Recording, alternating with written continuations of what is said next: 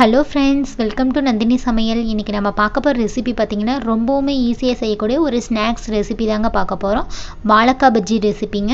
வீடியோக்குள்ளே போகிறதுக்கு முன்னாடி நம்ம சேனலை நீங்கள் புதுசாக பார்க்குறீங்க அப்படின்னா மறக்காமல் சப்ஸ்கிரைப் பட்டன் அழுத்திடுங்க. பக்கத்தில் இருக்கிற பெல் ஐக்கானை கிளிக் பண்ணிடுங்க. வாங்க வீடியோக்குள்ளே போகலாம். ஒரு பவுலில் 4 டீஸ்பூன் நம்ம பஜ்ஜி மாவு சேர்த்துக்கலாங்க. கடலை மாவு இருந்தால் கூட நீங்கள் அதையே சேர்த்துக்கலாங்க. 1/4 டீஸ்பூன் மிளகாய் தூள் சேர்த்துக்கலாங்க. உப்பு 1/4 டீஸ்பூன். தண்ணி மீடியம் அளவு சேர்த்துக்கலாங்க. நல்லா மிக்ஸ் பண்ணி விட்டுக்கலாங்க. பாருங்கள், இந்த கன்சிஸ்டன்சிக்கு மாவு நல்லா மிக்ஸ் பண்ணி எடுத்துக்கலாங்க. சோடாப்பு 1/4 டீஸ்பூன் போட்டுக்கலாங்க. நல்லா மிக்ஸ் பண்ணி விட்டுக்கலாங்க.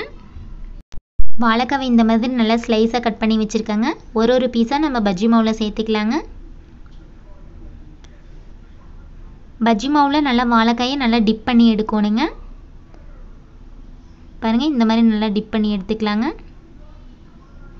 கடாய் சூடானது, தேவையான அளவு எண்ணெய் சேர்த்துக்கலாங்க.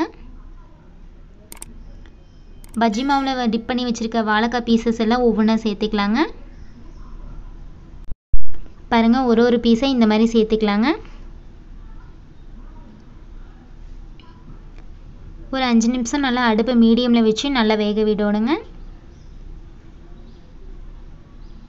பாருங்கள், 1 சைடு பாயில் ஆனதும் அடுத்த சைடு திருப்பி போட்டுடலாங்க. வாழைக்காய் பஜ்ஜி ரெடி ஆயிடுச்சுங்க. இப்போ நம்ம எடுத்துடலாங்க. சிம்பிளாக செய்யக்கூடிய வாழைக்காய் பஜ்ஜி ரெசிபி ரெடி ஆயிடுச்சுங்க. இந்த ரெசிபியை நீங்களும் செஞ்சு பாருங்கள். செஞ்சு பார்த்துட்டு கமெண்டில் எப்படி இருக்குதுன்னு சொல்லுங்கள். தேங்க்யூ.